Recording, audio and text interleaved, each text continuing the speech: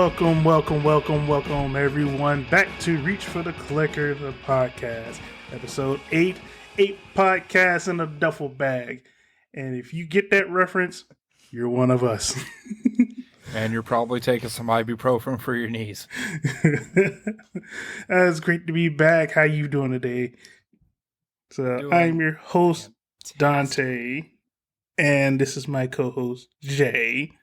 I'm sorry for everybody that's just joining us and you're confused, like, what's going on? So, yeah, I'm the host, Dante, with my other co-host, Jay. Jay, how are you doing today? Sup? Doing great. All right, okay.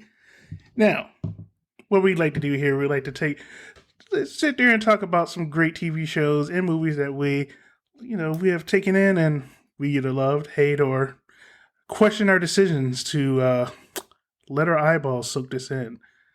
And then we'd like to go to our final segment called How Strong is Your Legacy? Where we talk about an actor or actress's career and we try to define how great their legacy is. So stay tuned for that part because it's going to be pretty interesting. Oh, yeah. All right. Considering, she's still terrible. She Anyways. is not terrible. All right, let's kick it off with some TV. What has been going on in the TV world? Jay, what have you been watching? Loki is back on the air. We're about 4 or 5 episodes in now. I mean, it's like they're doing it like Thursdays. They're doing, oh, hey, we're not cable, but we're going to do a scheduled release, and so they're just dumping it all out there at once. But, yeah, it's crazy because it's like Thursday at like 6 p.m. Yeah, it's weird. They're like, we want to be like cable so bad. But yeah, no. So anybody who watched the first season of Loki, you kind of know what's up. He's a variant. Like apparently, he just fucks up the timeline because that's what he does. And so he joins the TVA, the Time Variance Authority, or I think that's what it's called. Yeah. Anyways. Time Variance Authority. Yeah. So, and he's with, Mr. Wow himself, Owen Wilson. And honestly, the two of them on screen together works really, really well. Like, I've been enjoying it a lot. Have you watched any of it? I have. I am waiting on the next episode to drop, and I'm like, because the season 2 story has gotten really interesting because now that, the whole Thanos series is done and we're supposed to be moving into the Kang territory, but the latest... I thought we were moving into Secret Wars. Yeah, but with our big bad's supposed to be Kang, with Kang, the Conqueror, but even now that's in question with rumors saying that they want to switch from Kang to Doctor Doom as our big bad. Yeah, but it's been all about... I don't even know what his name is. It's just He Who Remains. Yeah, Kang the Conqueror. Is he Kang? Yeah, he's Kang the Conqueror. Oh, I didn't even... Wow, I feel kind of dumb. How did I not put 2 and 2 together on that one? Yeah, so if you remember from the last Ant-Man, we got a taste of one of the Kangs. Ah, yeah, that's right. So when we... I'm just wow. Yeah, so a little backstory in the comic book world. So Kang, he's a really good big bad, but there's like so many of them. Like there's like think of Rick. Like you have the Society of Ricks. That is Kang. I'm pretty sure that's where they got the Society of Ricks from. Yeah, exactly. That is what Kang is right there. And like they're literally fighting each other to become, the one. They're pulling a Highlander. A Highlander of Kangs versus, yeah. So, but yeah, so I'm with you. Loki season 2 has been really good because like it's kind of weird because like the whole MCU is like, I want to say lost. Like we don't know where it's going. Like there's nothing defined. Like, okay, here's where we are going. It's been really different because like as soon as you think you know where it's going, it's not. Not to mention, we got Data in this one, which I'm a fan of. So it's like I want to know, What like, is his real name? who Data? Yeah, Uh, I I feel should like a know this. jerk because like I'm like, oh, it's Data. All right, let's look at Data. Ooh, excuse me. Ke Hu Kwan.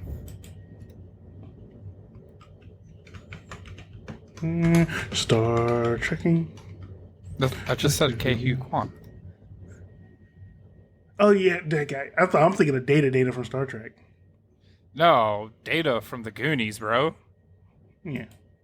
See, we got to be Like more. We got to see when you say Data. I'm going, you know, Captain Jean-Luc Picard's, greatest enterprise nobody ever. is. Nobody. You're the only one. Everybody is. There's only one No. Data, and Yeah, Eddie's from the Goonies and the Temple of Doom. are we gonna do this again? It's not my fault that you love the inferior Star Show. Oh Okay. my gosh, dude. Inferior my foot. Anyway, Loki has been pretty good. Like, I'm with you on that one. Like, it has me. It really does have you suck you in with the story because you really wonder where this is going and how that feeds into the bigger MCU. Because what we got the Marvels coming up next, so which is promising I to. am skeptical of this one. Like, Like, they're claiming like there's supposed to be like a giant shift. So, I know, but a lot of people are kind of going, is it gonna suck? I think we're just fatigued. Like, I honestly think we're just fatigued on superhero movies right now. Might be. You might be right. I mean, the way they've been cranking out everything like every couple of years. And then, like, in order to get to like the next chapter of the story, you gotta wait like 3 years Yeah. for the next movie to be like, okay, so here we moved along this big plot line. It's like, but the next episode's not to 2027. And it's like, do I really want to wait that long to care? Yeah. It's been kind of rough on the whole superhero genre in general. Mostly because of just how many there are. Yeah, and especially trying to just keep track of the story and yeah. Oh yeah, it's getting more convoluted than trying to watch Star Wars. You know, the superior Star Show, in a logical order that keeps Vader's reveal a secret. You know. Like what like yeah, it's going from starting at episode 3 and then like, oh yeah, we're gonna go back to 1 and let's start at 7. It's starting to get a little. Well, I mean, it was already a little convoluted if we're being honest here, Like- but it's getting worse. Like on a tangent here, like why is like every other show that they're pumping out like Star Wars wise is like somehow in between episode 2 and 3 and 4. Like it's like, oh, we have like so many stories we got to tell. I can actually tell you why. All right. It was a throwaway line in the first one, and then they're like, "Well, I guess we got source material now." When old Ben Kenobi looked at young Luke and said, "Oh, I served with your father in the Clone Wars," and then they went, "Yeah, we're never going to visit that," you know, back in the 70s when it was made, and then all of a sudden they're like, "Huh, we need to make content." Oh, the Clone Wars. Which, by the way, the Clone Wars animated series is magnifique. It is peak. I've heard that. It's really good because then you also get the path. Anyways, we're going off. We're going on a tangent. All right.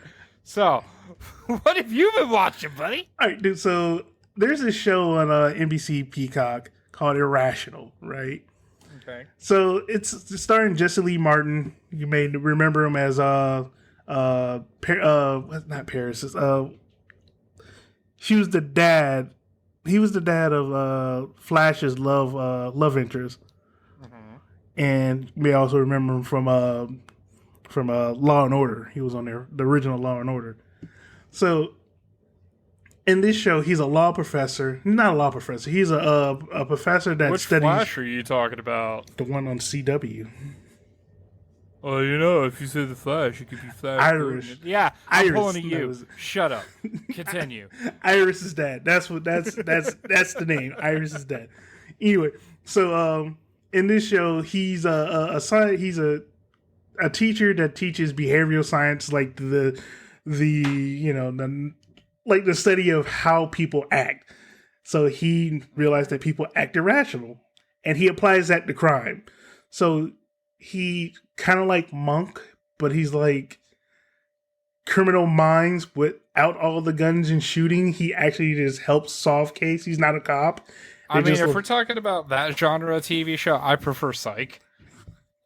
Yeah, something like that. Yeah, like that. At least, like, he's not playing to be a psychic. He just like, hey, I know, but it was such a good premise, right? Like the reason why I like this show so much is because, like, they talk about the actual, like, they actually talk about actual studies that people that have been done to prove, like, oh yeah, if you sit there and look at something long enough, you know, just because you're watching, you're not going to notice, you know, the bear walking across everything while you're watching. Are you paying attention?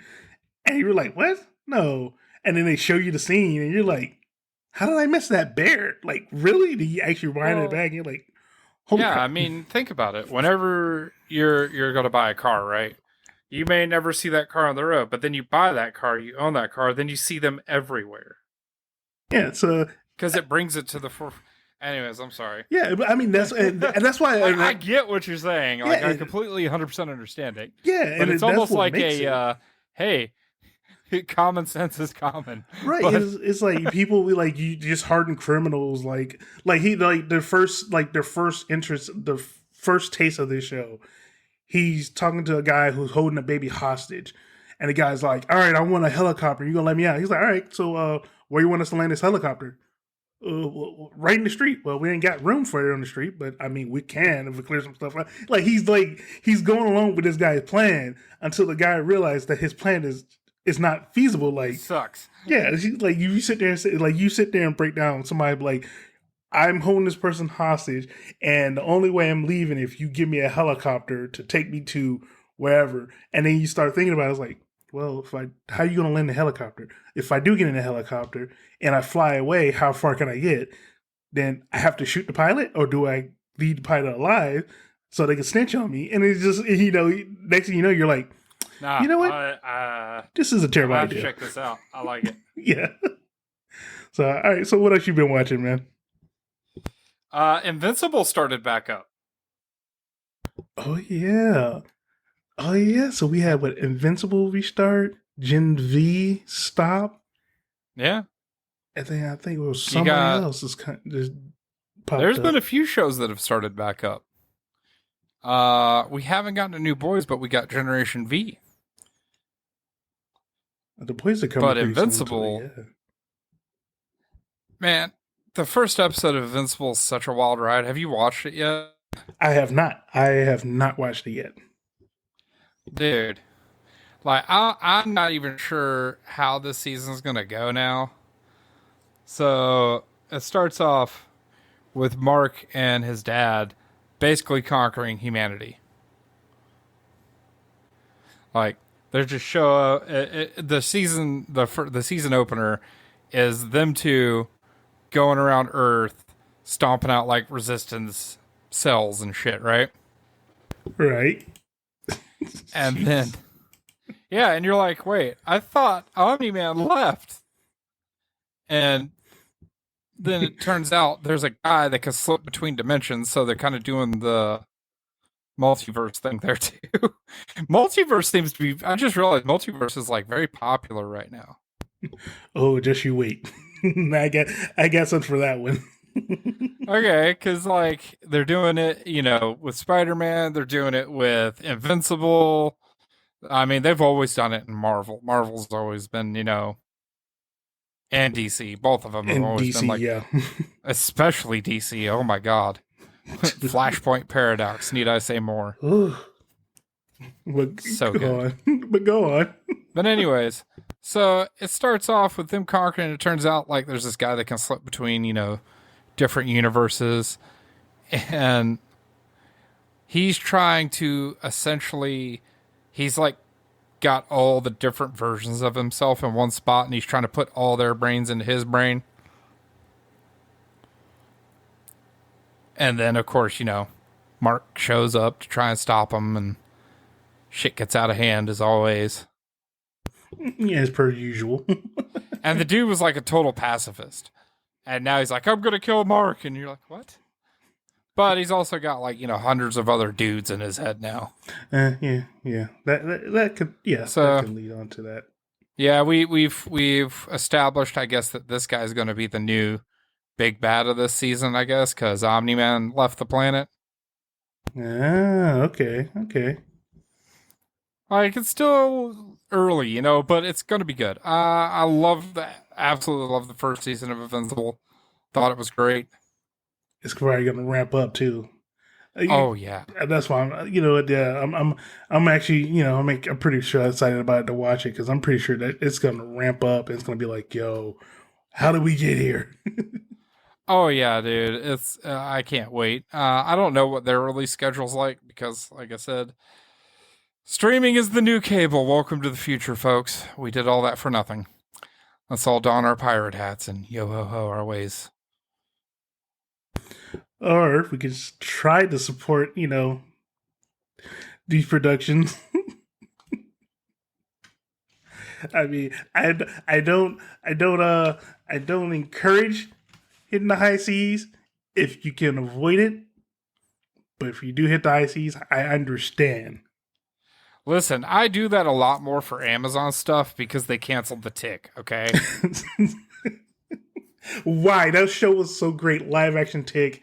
It was. If you haven't seen it and you have Amazon Prime, go watch The Tick. The most recent one. I mean, the old school one was good too. The old school was But this one is so good. I mean, I still like running and it got canceled at its prime.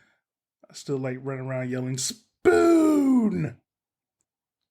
Exactly. It's just great. Like, it's just a random thing just to yell, "Spoon!" God. All right. So I watched this TV movie called Partygate. Okay. So it's based off a real incident that happened during the pandemic, right?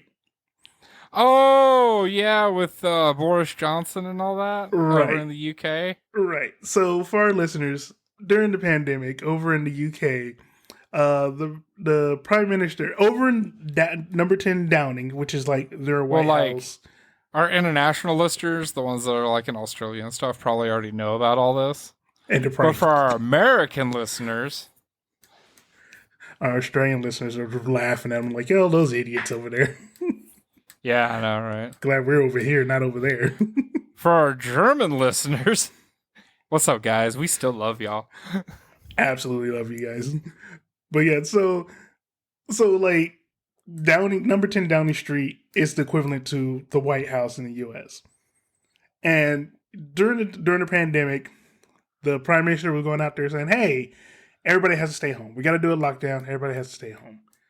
And they actually had the police go out and crack down on people. Like, if you had a gathering, like in a shed in your backyard, thinking, "Hey, just the three of us, just have a little, play some cards in the shed," the police would literally show up and give everybody a ticket for like $6,000 or more, like a fine or whatever. Too many people's here.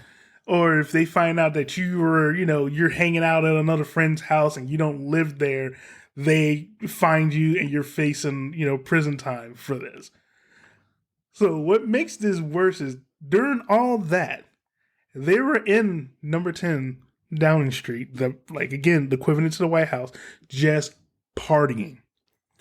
Like, literally they went down to the corner store. Yeah, this is the bunch of wine. Bought a bunch of wine, put it in a suitcase, snuck it back into Downing Street, and had a full-fledged party. They literally had like 3 parties in one day. So while everybody's like just tore up that they can't go see their loved ones or see their their grandparents or Yeah, it's fucked up. and they're out there just and here's what makes this story even better, like this movie even better. They literally like it was all based off. They did like a big inquiry about it, and they did a report. They made the movie based off the report, and every time there was like something that seemed obscene, like you're like this ain't real, like you guys are exaggerating. They literally put on the screen, "This is page 31 of this report." This was literally what somebody said and reported it under oath that this happened. And it's like, wow. Like, what? Yeah. Bro. It was bonkers. That TV movie right there just like it really and it gets even worse, right? So while in between these scenes of them partying, they're interviewing, like they have like testimonials from like real people, like they had a camera, like the documentary was like, hey. Oh yeah, people that like couldn't go see their loved ones that are dying, and yeah, and they're telling these getting fined for thousands of dollars, like, and he's just having a blast. Like he's like, oh, I did not know there was a party, bro. You literally had a party hat on. There's video of you wearing an actual party hat. That's like if there was a party going on the other side of my house, and I'm like, yeah, I didn't know. How would I know? And I was on this side of the house. Now, keep in mind, number 10 Downing Street's like a friggin' apartment. Bro, it is just, man, that movie just had you like if I was British, I would be like just ticked.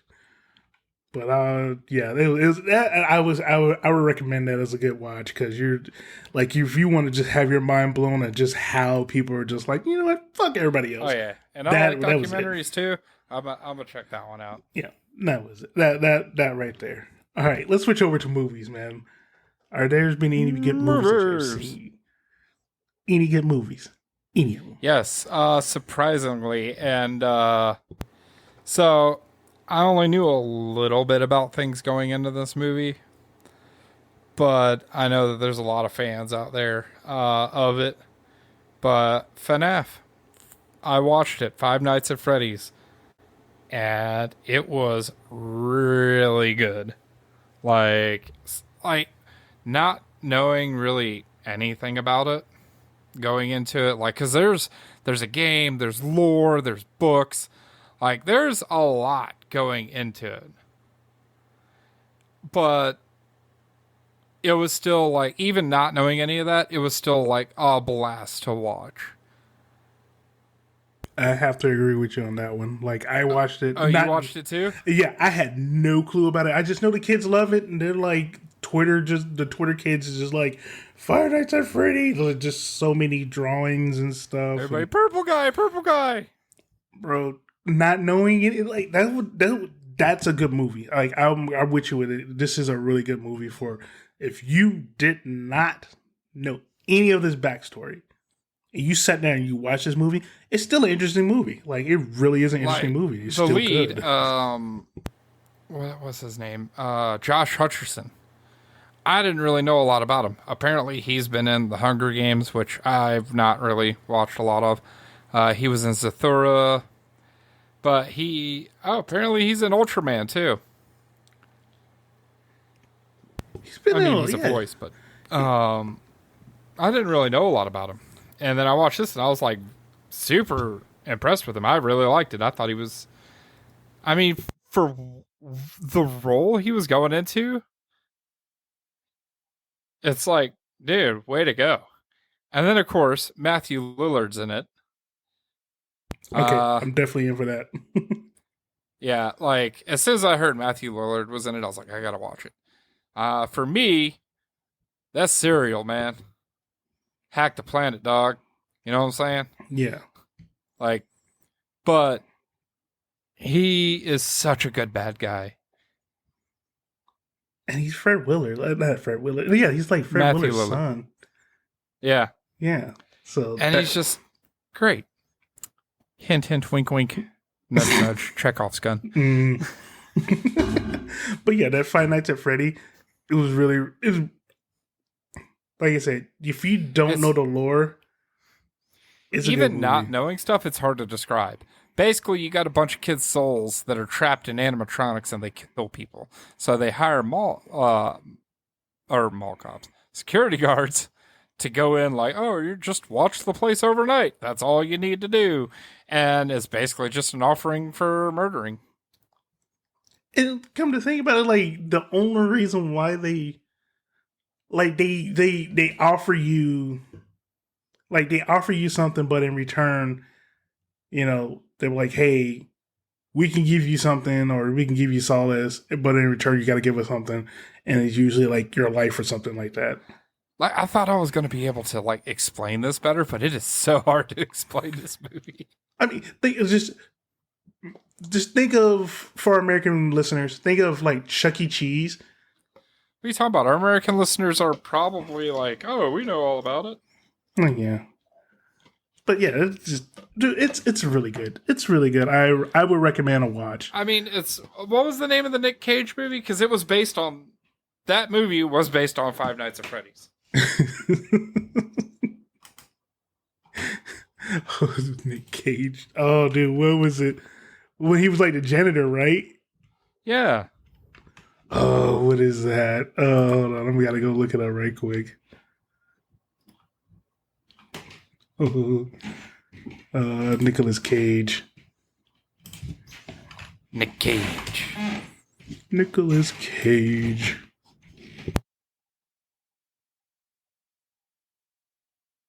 Not Renfield. Oh, Willy's Wonderland. Yes, that's Willy's Wonderland was literally a direct ripoff of Five Nights at Freddy's. Wasn't that like the one where he didn't speak for like he didn't speak at all, right? Hardly at all. Yeah. Oh, that.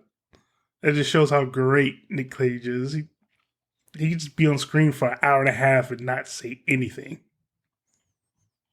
Now that's acting. 100% facts. This is why we love Nick Cage. All right. So, my movie that I've watched, and it has to do with the multiverse. I'm talking about South Park's Joining the Pandaverse. I have not seen it. Oh my goodness. Dude, you gotta check it out. Oh, so you know how we sit here like there's so much like multiversing going on? Like, what the hell? Like, paying attention. So, and you know how we sit there and complain about how Rhodey was changed from Rhodey was changed to like Don Cheadle. Yeah. And we're like, huh? Something Did they seems think off. no one was going to notice? Like something doesn't seem right. So how we always like complain about how our character that we know and love is just suddenly changed to a different person, or was it Ocean 11, like Ocean 8? How we're like, oh, Danny Ocean, the guys now it's just all females. Like, wait, why we have a female version of that? Or Ghostbusters, how we have four female leads. That was South Park was taking shots at, is how people were upset that if you take a character and you swap it with a different person, people would be upset about it. So there's a scene where Cartman was traded out to he was traded to another universe where all the characters were diverse women. So they did a Ghostbusters. So Cartman is a black woman. Yes. So they're doing the same storyline, except Cartman's a black woman, Kenny's an Asian woman, Stan, I think, was like an Indian woman, and Kyle was like a Mexican woman. Oh, Jesus. So and like I said, they're doing the same storylines, except they're diversity. So when black woman Cartman gets pulled into the regular, South Park universe, We'll call it South Park Earth 1. yeah. So the guys are all like, yeah, this is not Cartman. And everybody else is all like, yeah, that is Cartman. They're like, no, it's a black woman. No, that's Cartman. No, it's a black woman. They're like, no, that's Cartman. Like, if you can't see that's Cartman, then maybe you're the problem. So it's like, Jesus. and of course, she does exactly what Cartman would be doing too. Like he was all like, "Oh, I know a way I could get home. First, we need to go steal your mom's credit card, and then we gotta go buy a computer." What? His whole goal was to play Baldur's Gate 3. That was his whole goal. Ah, okay. That sounds about right. That's Yeah. on par. Yeah. So even when like Cal's mom comes in and sees her, they're like, she's like, "Oh, what's going on here, boys?" It's like, "Well, this woman here claims she be Cartman." She's like, "Okay, yeah, that is Cartman." They're like, "No, it's not. It's a woman." So like that was the whole A-side story. And then it comes to find out that the source of all of this came from Disney because Oh yeah. Kathleen Kennedy. Yeah. She's like oh my god. She's the head of the Star Wars division. Yeah, I know. That's why there's like, see, and we're back on it. This is why the Star Wars universe has been so hit and miss. Yep. Because like there will be like Star Wars shows that are just kind of like, eh. You're just like, eh. So yeah, so they're saying like that was the Like, reason I hate to why. say it, but she is like the worst thing to happen to Star Wars. Bro, when you have a whole hour and a half of just jokes of blaming you for everything, like multiverses and everything, like she was a complete butt of the joke. Like the running gag was she would always her thing was put a woman in it, make her gay, and make her lame. That's pretty much her formula. And that's what they kept doing. Like, she went out to the set of Bambi with deers, and they're like, she's like, "What is this?" It's like, "Oh, this is Bambi."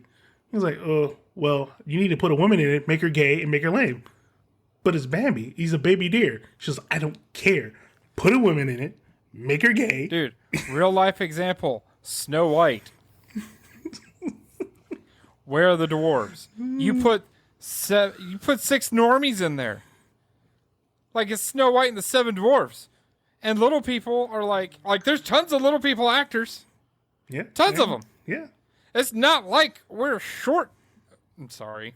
But like, I would It's not love like to we're see, lacking little actors. Okay. I would have loved to how to see put this. Brad Williams. Oh my god, yes. Like, I think that would have made the movie another level if you would have let Brad Williams in there and let him rip. Like, just bring the comedy. Like he would have killed it, dude. I haven't even seen this movie yet, and I already know it's gonna suck. Put a woman in it, make her gay. Here I was, we're sitting here talking about everything, you know, how great it is. Like all the stuff we've watched has been just absolutely fun and good. Now keep in mind, not everything has to, you know, be smart and witty and all this stuff. Sometimes you just got to take a step back and remember it's entertainment. Yeah. It's supposed to be entertaining. So I definitely recommend watching South Park Joining the Pandaverse because it's South Park. They hit it on the net. They hit the nail on the head of the whole conversation, and it's like, Yeah. well, you have a problem? They've always been like that too. Yeah. Oh, and the B-side story, which is also is just as ridiculous. What's his name? No, I haven't seen it. Marsh. Stan? No, it was the dad. Yes. I thought no. Oh, Kyle. Randy. No, Randy. Randy Marsh. God, I was having a brain fart from hell there. So Randy was trying to show his son and his daughter how to fix things around the house, and he's like, "Yeah, so you see this oven door here, and like in order to fix it, he's like, in order to fix this, you need to pull out your phone and call a handyman." So because everybody just stopped learning how to fix stuff, they had to call a handyman. The handyman would be like, "Well, I can fix it for you, but I got another job that pays more, so I'll just come back to this when I get a chance." And it just escalates to the point where the handymans were billionaires now, and these two billionaires were having a fight with each other to find out who was the best billionaire. and they were playing the role of Elon Musk and and freaking Facebook guy Zuckerberg.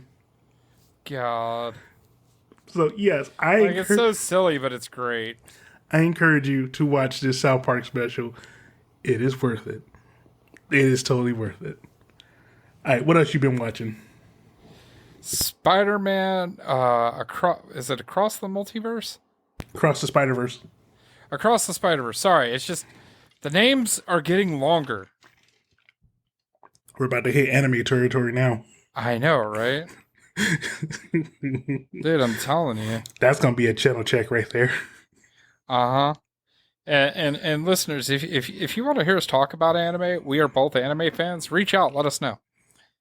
But anyways, so the Spider-Verse, great movie.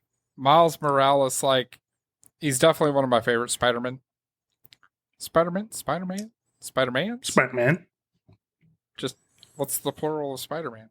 We'll just say he's his favorite Spider-Man because there's technically it's supposed to be like one Spider-Man per universe. So, Okay. No, I guess you're right, but then because back on the multiverse thing, because they have their own society of Spider-Men. multiverse, yay! But it was done really well. Because Miles Morales is probably my, I don't know, second. He's definitely top 5 of Spider-Man. Mm-hmm. Because what is it? The future Spider-Man 20. Miguel. Yeah, Miguel is. Oh my god!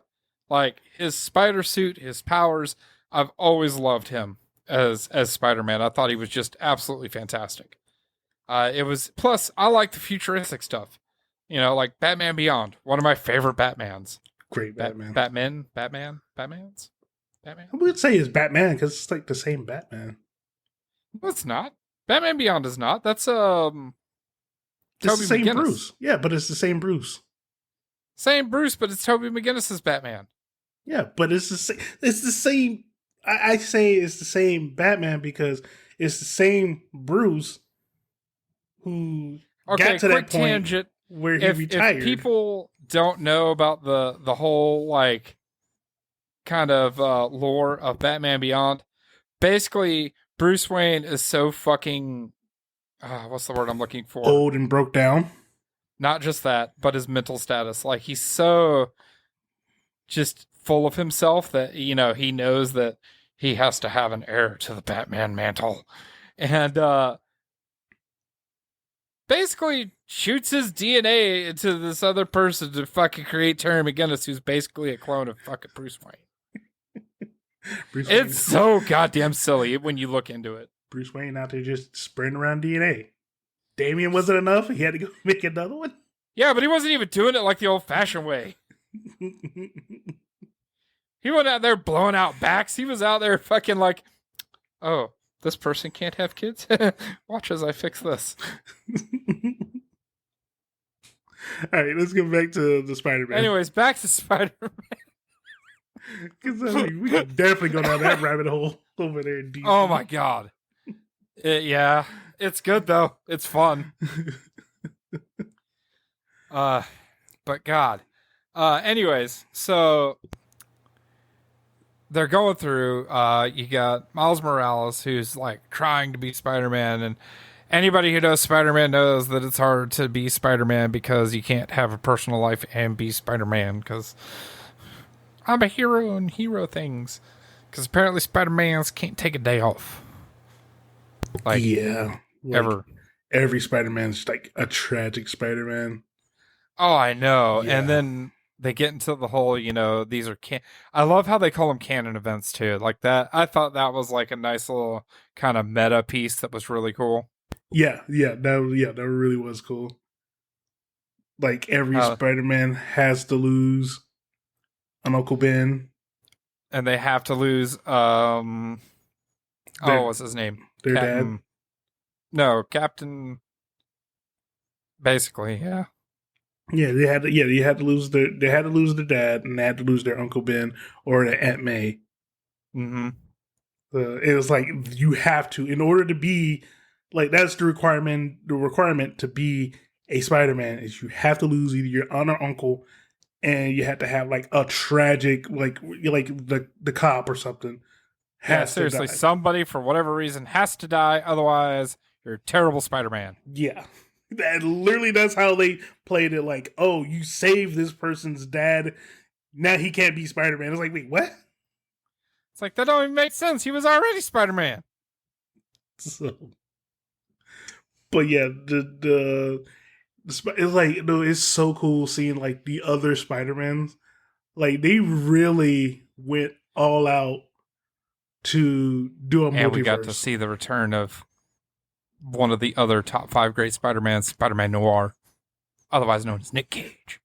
Dude, he even Nick Cage is everywhere. He even had Lego Spider-Man in his movie. I know. And then The T-Rex Spider-Man, the Cat Spider-Man. they even had Donald Glover as a Prowler. That was so good. Oh my god! When I saw that, I was like, "Hold up, is that?" I was like, "Oh my god, it is!" Because remember he was supposed to do a live action Spider-Man movie, but they didn't put him in the movie. So now they were like, "Yeah, we make this up to you. Boom, here's your spot." Yeah, I mean, granted, it was a cameo, but it was still really good. And of course, I would have loved to actually see Donald Glover as Prowler. but bro, no man. So they actually did the whole point, the whole Spider-Man point at each other. Oh, I know. Stop Spider-Man! They're like, huh? What? Who? You, yeah, me, you, what? me, oh, you.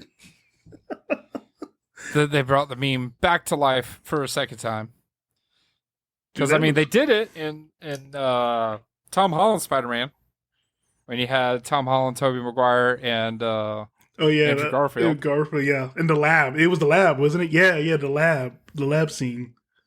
And they did it, dude. Which that was kind of the OG. That was really good. But yeah, the Enter the Spider-Verse. It's a really good story. Which one is your favorite Spider-Man? I don't know. Like, be all right. Movie wise, I'm gonna go with Toby. I like Tobey Maguire Spider-Man. That's fair. What about like comic book wise? Comic book wise, I honestly I don't have a favorite Spider-Man. I because I don't care for his stories. All his stories are the same. Like he wants to help his baddies, but the baddies don't want help, and he has to reluctantly probably either kill one of them every once in a while. But So Spider-Punk. yeah, so I mean, come on. He's anti everything. There you go. There's your new favorite Spider-Man. You're welcome. so like I mean, if we're a street level hero, I would take Luke Cage over Spider-Man. That's just how I feel. Luke Cage is a solid option. But we're talking about Spider-Man. Yeah, I don't have a favorite Spider-Man because I don't like Spider-Man. Like Spider-Man's there for the little guy. You're just anti-American. no, I just don't like Spider-Man. I don't like Spooderman, okay? We did it! I stopped all your bullets with my face. Anyways, moving on. Yeah, let's move on to the next movie. What else have you been watching? Oh! So I'm a little late to the party on this one, and I might catch some flack from friends. But I just watched The Big Lebowski for the first time. And how was that? It's as good as everyone says it is. It has a cult following for a reason. Like, I'm gonna be real with everybody. I have not watched it yet. The only reason why I haven't watched it is because everybody quotes it so much, you just feel like you already know the whole movie. No, I don't think that's fair. Like, because the lineup, you want to talk about like a star-powered lineup? You got Jeff Bridges as the dude, John Goodman, Steve Buscemi, Philip Seymour Hoffman, Tara Reid. Like, even Flea is in it, dude. John Flea Turturro. Flea, from from that band. yeah, Come on, you from can do it. Red Hot Chili Come on. Peppers. There you go. Flea has made a surprising amount of cameos. Well, I mean, he's Flea. Like he's like one of the He's even in Star Wars, dude. like one of the coolest guitarists out there. I mean, He's a bass player. Thank you. He's a bassist. oh, I'm sorry, I don't know. I just know he's awesome. Like, he has been in a quite a bit. Like, he's even been in Rugrats and the Wild Thornberries. I think. Oh yeah, I think I remember. Do you know who he is in the Wild Thornberries? No, He's Donnie. really? Oh yeah. Oh, that's awesome. Now that's range. Right? That is range right there. Let's go. Here, you want me to do a throwback real quick for y'all, Flea? He was in Duckman, Private Dick, Family Man, as himself. Yeah, dude, I like Duckman. Oh, That show was amazing. If you want to bring that back, or hell, put that back on Paramount Plus. No, but anyways, yeah. Back to the Big Lebowski.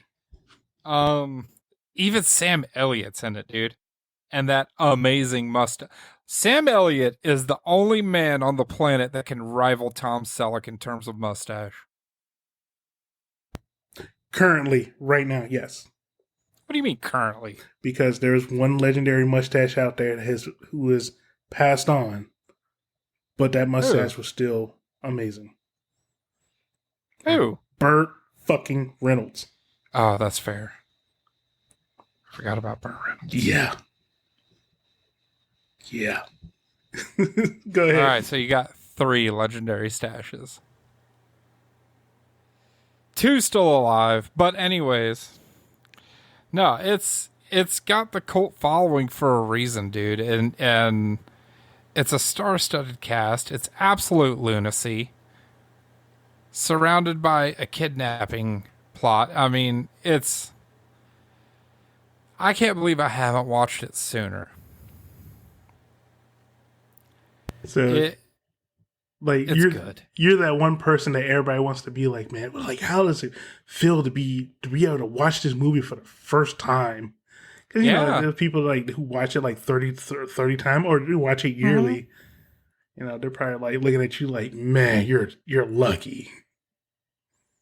Yeah, I got to at 38 years old. I'm fucking old. I got to experience The Big Lebowski for the first time. And I'm so glad I did, and you should too. I probably will. Yeah. I probably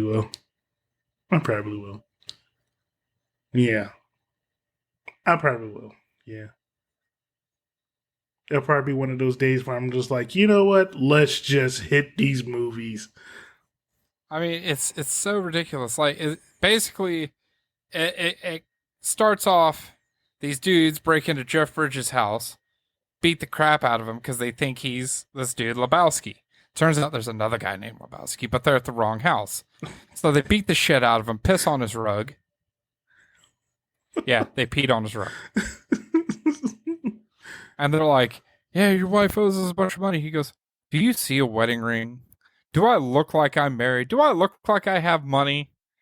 And these 2 dudes are like complete morons, and they're just kind of like, oh yeah, I think we got the wrong Lebowski. And then it fucking devolves from there. It goes from him the whole thing is him just trying to get his rug back.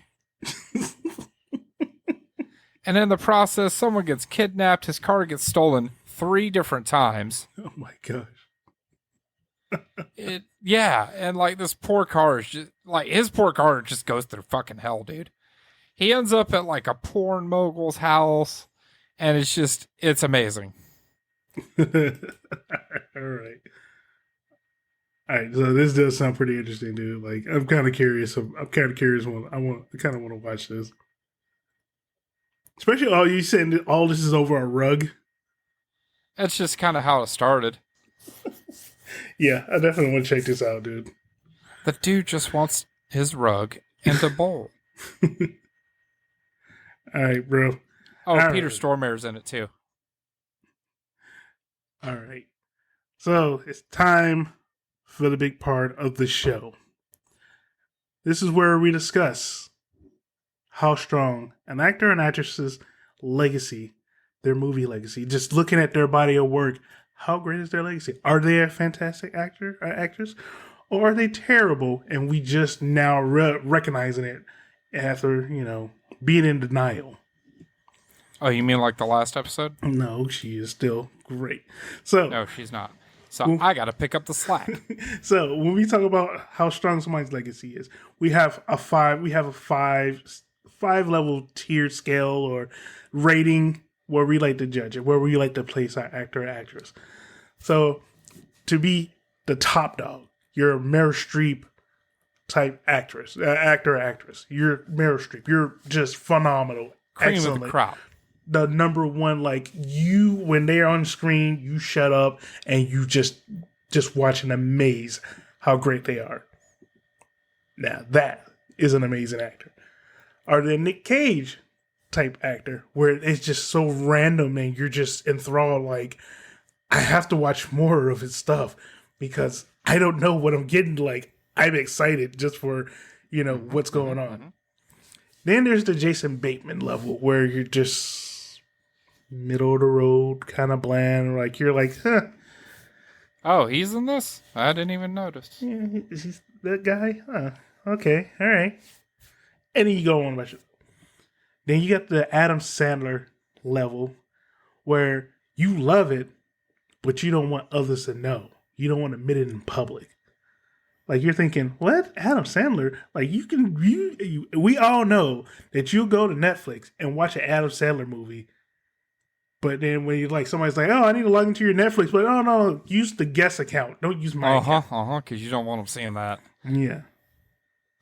And then lastly, our last level, our low level, is the Jamie Kennedy level. Which one of these days we gonna catch hands for this? I'm telling you. Yeah, well, I have to apologize to Jamie Kennedy. Like, I'm not saying that you're a terrible person. No, I'm just saying your acting in movies You're was a terrible bad. actor. But your comedy is good. Your podcast is great. Just bad acting. Just bad acting. So, who do we have today? Whose legacy are we checking today? The man, the myth, the legend. Matthew Lillard. Who cares? They're the same person. Matthew Lillard, huh? Yeah. Okay, all right.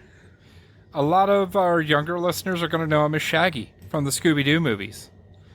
Which, like I said, he and Matthew Lillard and Shaggy are the same person. There's no differentiation. Wow, I totally screwed up that word. But there's no difference between the two of them. They're the same person. But people like you and me, our age group, we're going to remember him from movies like Hackers as the character Serial. And Angelina Jolie. Oh, God. Yeah. That's when we got introduced to her. Anyway. And her boobies. I'm sorry. Moving on. And then he went from Hackers to Animal Room to, if these were was a TV movie, but Scream. Everybody knows Scream. Oh, yeah, especially that time. Especially at that time right there. Yeah. Oh, yeah, that was a good time. I'm telling you, he plays an amazing bad guy. And then we flash forward a little, and he was in SLC Punk as Steve-O. Like, he was the main character. It was all him, and it was so good. If you haven't seen SLC Punk, please, I implore you to watch SLC Punk. That is another cult classic. So good. Just, yes, please. So, then we go from SLC Punk. Let's see, where were we? We're in 98. Now we're starting to get into when he He this movie that he was in, it's kind of one of those underground movies, but I absolutely love it, and I still love it to this day. Whether or not it holds up well, I'll let you guys be the decider on that. But he was in Wing Commander. Is that based off the game? Yeah, Uh, huh. Okay. All right. yeah. He was definitely one of the co-stars, but he was definitely top billed. I mean, it had Freddie Prinze Jr. in it, Matthew Lillard, Saffron Burrows. It was it was it was good. I enjoyed it. I thought it was phenomenal. At the time, a lot of people probably like talk crap about it, but those people suck. Then, if you like horror movies, because he's been in a few horror movies, Scream, but he was also in 13 Ghosts. Did you see 13 Ghosts? I have not seen. I think I have seen 13 Ghosts. I'm not. I'm not too sure. I might have. I think I have. You want to do a quick little Google search there and let me know? Because it's kind of a weird answer. Oh, yeah. Let me get back to you in a second. Okay. So then he moved on to take his premiere role as Shaggy. This is where most people know him. And, Ultra Instinct Shaggy. Everybody knows. Looney Tunes. But his filmography it goes from, real powerful movies to horror movies to comedies to Scooby-Doo, And then here recently, he was in Five Nights at Freddy's. And he's gotten older, but he's still an amazing actor. And I am going to put him on Nick Cage level all day, every day. Okay, yeah, I can agree with that. I can agree with a Nick Cage level. Like, okay, I have seen 13 Ghosts because that's the one where we had to wear the glasses. Yes. So, yeah, 13 Ghosts. Like, I'm surprised you skipped over one of his best movies with Summer Catch. The baseball movie. Oh, yeah. Yeah. No, I forgot about that one. Dude, that perfect score. Like, Matthew Lillard was the... how would I say? Him and Freddie Prinze Jr. was like our Seth Rogen and... what's his name? Who's the guy he always did movies with? Oh, I can't remember his name. I know who you're talking about. Like, yeah, those two were like that. Like, you saw one of those. You saw Freddie Prinze Jr. More likely it was a James Franco. James Franco, yeah. So Yeah, those two were always in movies, and like I said, he was good. He really was good. Like, yeah, I agree with you on that one. That Matthew Lillard he did a lot of diverse roles. Very diverse. Because he's done voice acting, he's done live action acting, he's done TV, he's done movies, he's done it all. I can't think of a single genre or I'm having a brain fart. Anyways, I can't think of a single genre he hasn't done when it comes to the entertainment space. And he's also got his own brand of whiskey out, which is based on D&D. Okay, so I'm halfway there. I'm with the whiskey. I'm just I'm not a D&D part guy, but I'm down for the You're whiskey. a nerd. Shut up. But You'll get there one day. I'm with you on this. Like, looking at dude. Yeah, he is Shaggy. Like, he is Shaggy. Like, let's be real. He's 100% Shaggy. He's even stated to himself. He goes, "Oh yeah, when I go in to do these movies, it's like I don't even remember doing them. It's like I show up and Shaggy takes over." Like, Shaggy has been in so much stuff, like Teen Titans Go. Oh, he was in Supernatural. Oh, so have you ever seen the TV version of True Lies? I have not. I would recommend watching it. Like, it's cheesy. I like it. Like I want more seasons of it. Like put this show on in the summer. Don't put it in. Don't put the show on like between September and May, where you're like, oh, this is our prime time must see TV viewing, because it's gonna be dropped. Like people are not gonna watch it because they're gonna be like, yeah, this is too cheesy. This is a total summer This is a total summer show, like between June and August, where TV watching is light. This is the perfect show. Matthew Lillard showed up in this show as a character. He was a hitman he was an assassin that was very not antisocial. He was one of those guys that it's hard for him to make friends, but he could also sneak up on you from like across the room, and you're like, how did you get in my house? It was like, oh, you just came through your I just came through your back door. It's like, I have security cameras and traps all over the yard. Oh yeah, I just sidestepped all of it. That's his character right there in that show. Yeah, totally worth it. Dude, Matthew Lillard is so good, and he does play an amazing bad guy. Like, oh my gosh. And Scream, oh dude, all the Scream movies. Mm-hmm. And he always says too, he's like, I'll come back. And even in Five Nights at Freddy's, he's like dying, and he's like, I'll come back. I always come back. Exactly. I got that. I was like, yes. Also, a neat cameo that was in the movie. I don't know if you picked up on it. Matthew Patrick was in the movie. I don't know who that is. All right, so you remember the scene when they're in the diner and the guy comes up and he's trying to give him food, and he's like, they say that breakfast is the most important meal of the day. Well, but that's just a theory. That's his catchphrase. He's a big YouTuber. He has several YouTube channels, all based on theories. You got Game Theorist, Film Theorist, which I'd love to pick his brain for the show.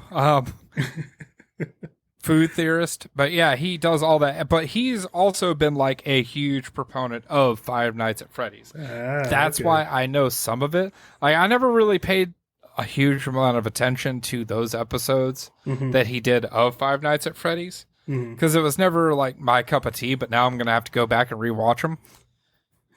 But the dude, like, he was like in the forefront of like theories for Five Nights at Freddy's when it started actually like catching on and picking up steam and like taking off like it has. And the actual creator was a huge part in making the movie, which is smart. Mm-hmm. Like, don't let other people make your stuff. Like, if you've got like a really good IP, don't like let people make your stuff, but make sure you stay connected. Like, be an integral role in it. Yeah. Don't let them take over. Otherwise, you get movies like Super Mario Bros. Or Cowboy Bebop live action. Oh God, I really or Avatar, the live action. Yeah, that's or one. Dragon Ball Evolution live action. Death Note live action. That one hurts so bad. Like, the list goes on. If you create an awesome IP that takes off, please fucking stay at Control. Then you get good shit. And that's been a public service announcement. But yeah, I'm with you. I'm with you with like, dude, he was in Hulk Catch Fire, which was a good series, like a good limited series. The Good Girls. Like, even though he didn't have a lot of screen time in that show, he still, made a mark. Like you saw Matthew Lillard, it was like, oh man, he's in this show. Yeah, I want to see what he's gonna do. Like, he fits perfectly in that role of a Nick Cage actor. Yeah, I feel like he is just a severely underrated actor. He is. And I don't know why people overlook him, because he is so versatile. Well, he can be anything you want him to be. I think it's because he pops up in so much stuff. Like look at his IMDb. This man has been busy. Oh yeah. Like, he shows up in TV shows. He shows up in a movie or two. He's got 160 credits just for acting. Like this dude just pops up, Or boom. 163, actually. Like, oh, you like sitting there watching TV, like boom, he's in. You're like, whoa, really? And you're like, all right, and watching this movie, and then boom, he's back. Like, whoa, really? Like, it's cool that he'll pop up into a show or a movie and be like, hey, I'm here. Here's my, here's my lines, and then I'm gone. It's like, oh, I want more of it. Yeah, the dude he is one of my favorite actors. And I would like to see him in some more like him centric roles in terms of movies. And not just, Scooby Doo. Because don't get me wrong, like Scooby Doo's cool and all. And I really love the fact that he owns Shaggy because he is Shaggy. You got Ryan Reynolds is Deadpool. Hugh Jackman is Wolverine. Matthew Lillard is Shaggy. And Wesley Snipes is Blade. Yep. But yeah, I'm with you on that one. Like, but be real with you, I don't see Matthew Lillard as a star man. Like, I don't see him being like front center. I'm gonna carry this whole show or movie on my back. Like, I don't see it. Like, I love him being part of a cast. But him be like, yo, this is your movie, this is your show. I can't see it. I can't see it there. What are you talking about? He was amazing at SLC Punk. Yeah. But he was the main, like, that was very him-centric. Yeah, but everything else is, like, he's been great. Like, if you sit there and watch, like, these other movies with him being part of groups, he's great. Like, he holds his own, or sometimes he's like the number 2 guy on that movie. Like, Summer Catch had such a stacked cast that even him popping up in that, and you're like, yo, let's go. Yeah, he's in it. I'm all about it. Yeah, I mean, when you point it like that. And remember, he's done multiple movies with Freddie Prinze Jr. Freddie Prinze Jr. was supposed to be like the heartthrob. Are you saying Matthew Lillard isn't a heartthrob?